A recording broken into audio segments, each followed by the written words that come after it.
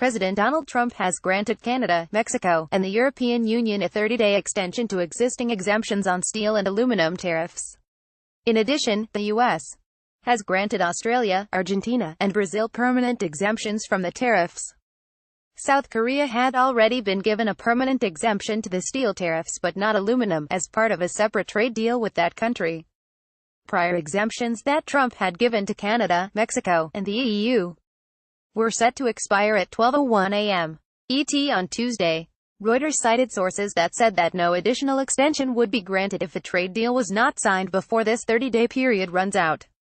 Wait, what tariffs? On March 1, Trump announced that the United States would be slapping a 25% tariff on all steel imports, and a 10% tariff on all aluminum imports.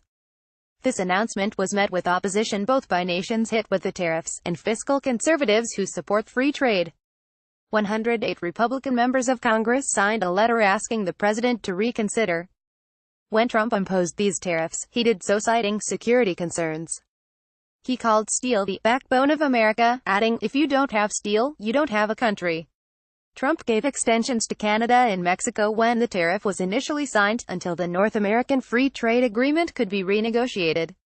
Trump said that if NAFTA is successfully renegotiated, there won't be any tariffs on Canada and there won't be any tariffs on Mexico. But he also stated that, if we don't make a deal on NAFTA, the tariffs would go into effect for those nations as well. Trump also suggested that other nations could also be exempt from the tariffs. America remains open to modify or remove tariffs on individual nations, if those nations are determined to not be a security threat, Trump said. Have the tariffs had any effect yet? Tariffs on steel and aluminum have caused the prices of both of these products to rise. This in turn has led to a spike in the cost needed to manufacture farming equipment, a cost which has then been passed on to farmers.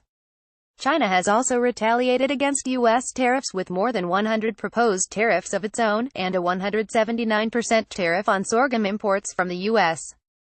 An industry worth around $1 billion a year. What next? The European Commission said that there needs to be a permanent fix soon.